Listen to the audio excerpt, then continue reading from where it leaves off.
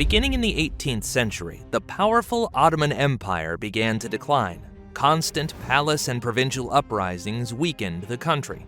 This began to be used by neighbors, who, in constant wars, seized its possessions and sometimes even invaded deep into Ottoman lands, supporting the uprising in the provinces. The reason for another war was the question of Christian pilgrims. The Russian Empire wanted to gain the right to protect and provide for pilgrims living in the Ottoman Empire, as well as to act on behalf of Christians there. The Sultan, who denied his right to Russia, granted it to France. The Russian Empire reacted by force.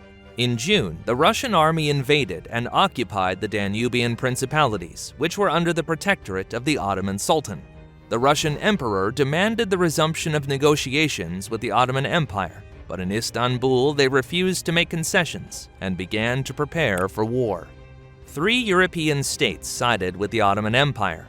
Britain did not want Russia to have access to the Mediterranean because it did not need another competitor in the maritime trade. In addition, the British concluded several trade agreements with the Ottoman Empire and did not want to miss the benefits of them. France also wanted to expand its influence over the Ottoman Empire through beneficial trade relations. The new French emperor needed a small, victorious war to raise his authority in the eyes of the French, because only last year he carried out a coup that made him a monarch. He was also incited by a personal insult due to a failed correspondence with the Russian emperor. The Kingdom of Sardinia wanted an alliance with France before the unification of Italy, so it hurried to support the Ottoman Empire and join this war. The Russian Empire had hoped to receive assistance from Austria, given that Russian troops had once helped the Austrians suppress the Hungarian Revolution. However, the Austrian emperor did not want to interfere in the war with Britain and France. Moreover, he perceived the occupation of the Danubian principalities as a threat to his empire, as Austria also claimed these lands. Therefore, the Austrian troops were transferred to the borders. This put the Russian army in danger of encirclement. However, the Russian commander did not dare to withdraw his troops back to Russia. In September, the Turks issued an ultimatum to the Russians, demanding the withdrawal of troops from the Danubian principalities. The Russian army did not comply, so in October 1853, Turkish troops crossed the Danube and shelled the Russian crossings on the River Pruth and conducted several minor battles. This was the beginning of the war. In the Caucasus, even before the war began, significant troops from both sides gathered. Hoping to catch the enemy by surprise, the Turks were the first to attack, but their advance halted at the siege of the border fortresses. After several small skirmishes, which did not bring any side the desired result, Russia received reinforcement from local Georgian princes and went on a counter-offensive. Near Baskadikler, they were able to defeat the Turks. Russia also decided to destroy the Turkish fleet. A squadron of 12 ships, led by Admiral Pavel Nakhimov, headed for the Turkish coast. At the end of November, 2 fleets fought at Sinop. The Turks had the same number of ships and were reinforced with guns from the shore, but the Russians met them unprepared for battle and so quickly defeated them. As winter came, Nakhimov did not want to stay in unfamiliar lands and therefore quickly returned to Sevastopol. At the same time, the Ottoman army was not afraid of the winter and tried to drive the Russians out of Wallachia. They forced the Russians to retreat at the Battle of Citate. The Turks, however, also suffered significant losses and therefore did not pursue the enemy, but returned to the Danube. When Russian reinforcements arrived in the spring of 1854, they crossed the Danube and laid siege to Silistria. The British and French sent their fleet to Turkey in the summer of 1853. However, it did not participate in hostilities until these countries declared war on the Russian Empire in March 1854. At the same time, the British shelled Odessa and Ochakov and then landed troops near Varna. This finally forced the Russians to lift the siege of Silistria. The Russians agreed to leave the Danubian principalities, but did not renounce their other claims to the Ottoman Empire. The Allies then decided to strike Crimea to force Nicholas I to negotiate. In the summer of 1854, the British and French sent a flotilla of 60 ships to the Baltic Sea. It had 15,000 soldiers. The Allies initially captured the Alan Islands and converted them into their base to bombard and burn city ports on the Finnish coast. In order to prevent the British from destroying Kronstadt, the Russians mined the Gulf of Finland, blocking the exit of their Baltic fleet. These events will go down in British history as the Åland War. In September 1854, the Franco-British squadron besieged Petropavlovsk-Kamchatsky. They failed to take the fort by surprise, but it did not matter because the Russians still did not intend to hold the city. Lacking enough troops to defend themselves, they left with the onset of winter and ferocious snow. In late 1854, the British ship Miranda bombed Kola and Solovki, but the main theater of war had already deployed on the other side of the Russian Empire. In September 1854, British and French troops landed near Eupatoria. The Allied fleet in Crimea was numerous. Its 400 ships carried about 60,000 soldiers. Against this, the Russians could send as many of their own troops, but half of them were scattered throughout Crimea in small garrisons. The rest were in Sevastopol under the command of General Alexander Menshikov and went to meet the French-British landing party. It should be noted that a significant problem of the Russian army compared to the European was recruitment. Recruits were recruited forcibly from serfs or criminals, who were given a choice between hard labor and military service. Such soldiers were far less motivated than British or French soldiers, who were then recruited at the general call. In the battle on the Alma River, the Russians were defeated and forced to retreat to Sevastopol. At the same time, General Menshikov left Sevastopol with part of the troops, leaving in the city only sailors and marines under the command of Admiral Vladimir Kornilov. In late September, the British occupied Balaklava, completely cutting off Sevastopol from the rest of the Russian troops. Menshikov waited for the army of General Gorchakov from the Danubian principalities to arrive in October and sent 25,000 soldiers to Balaklava to unlock Sevastopol. The Russians were the first to attack the Turkish positions, hoping that the Turks would quickly lose. But this plan did not prove itself. The Ottoman army stood in position until the British came, and together they repulsed the Russians. It was in this battle that the infamous attack of light cavalry occurred, when the British Cavalry Brigade misunderstood the order, attacked the Russians through the valley, fired from Russian guns. 100 of the 600 cavalrymen were killed in the attack, and about 150 were wounded.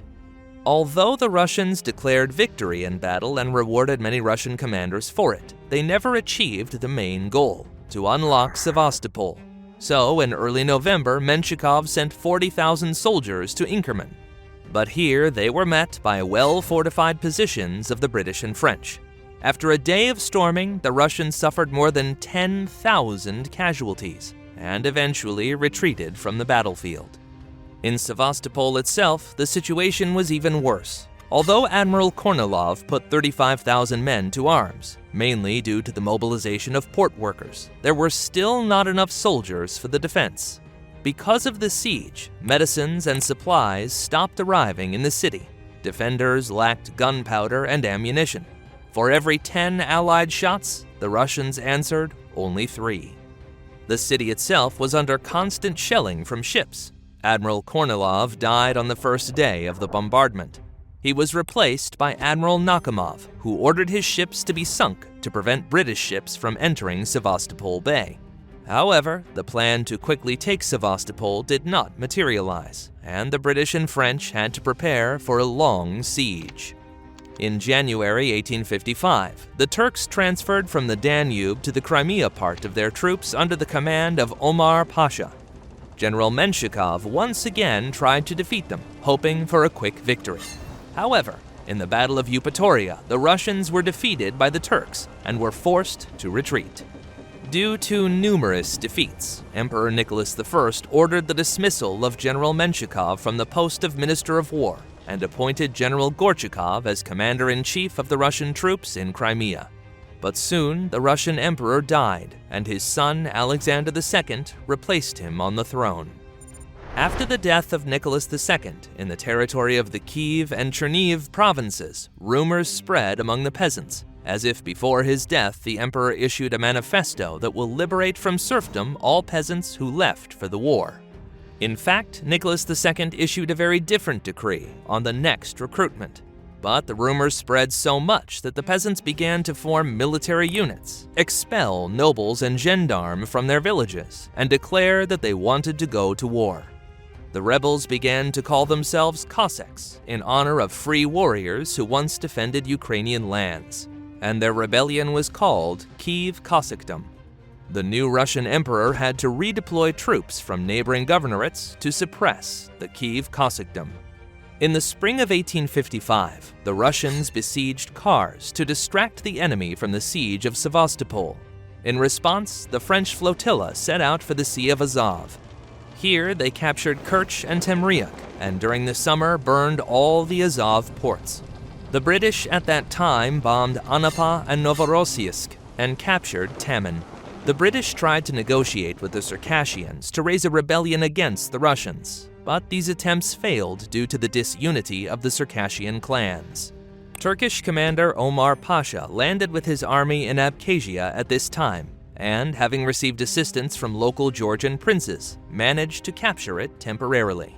In the same spring, artillery shelling of Sevastopol intensified. 6,000 people died from the shelling that occurred at Easter. However, most died from poor medical care due to lack of medication. Due to a shortage of shells, Russian gunners were given only 10 shells a day.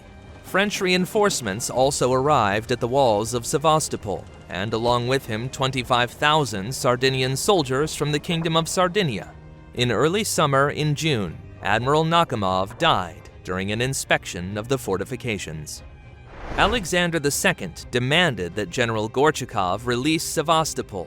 Although the general warned the emperor that the troops were not ready, he had to obey orders. In August 1855, he gathered 60,000 soldiers and went to Sevastopol.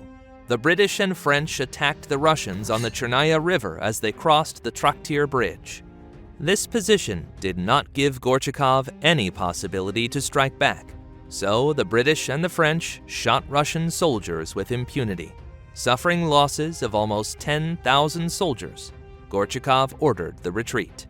In the same month, the French were able to capture the Malakov Kurgan, a height that not only allowed better shelling of Sevastopol, but also opened the way to the assault of the walls. That is what the Allies did. In Sevastopol, there was no hope of outside help. The Russians surrendered the southern part of Sevastopol. On 30 August 1855, the British and French occupied the entire city. Napoleon III did not intend to end the war, but hoped to move the fighting to the rest of Russian lands. In the autumn, the French, supported by the British, captured the forts on the Kinburn Spit. However, the British were no longer willing to continue fighting. In the Caucasus, meanwhile, the Turks lost Abkhazia, and the Turkish troops in Kars surrendered to the Russians after a 6-month siege. Russian Emperor Alexander II also did not want to continue the war. For the purpose of ending the war, diplomatic negotiations began in winter of 1856. They ended on 30 March with the signing of the peace treaty in Paris.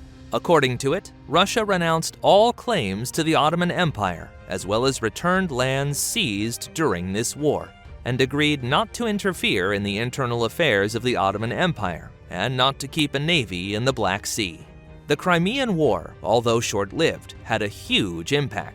It brought France back to some of Europe's most powerful countries, confirmed the advantage of the British Navy, and raised the prestige of Piedmont. It had the most negative consequences for the Russian Empire, which started the war. Moscow realized how technologically backward they were, and that it is not worth hoping for quick victories. Against the background of the Crimean War, many peasant uprisings broke out in the empire, which eventually led to the decision of Alexander II to start real reforms, including the abolition of serfdom and modernization of various spheres of life. The Ottoman Empire was able to stay within its borders for another 50 years. However, unlike Russia, their defeat did not encourage reforms. Although the Turkish Sultan made several attempts of this kind, they were all futile. Palace intrigues and uprisings in the provinces continued. In addition, the Ottoman Empire took many loans from France and England during the war, which it would not be able to return till the end of its existence.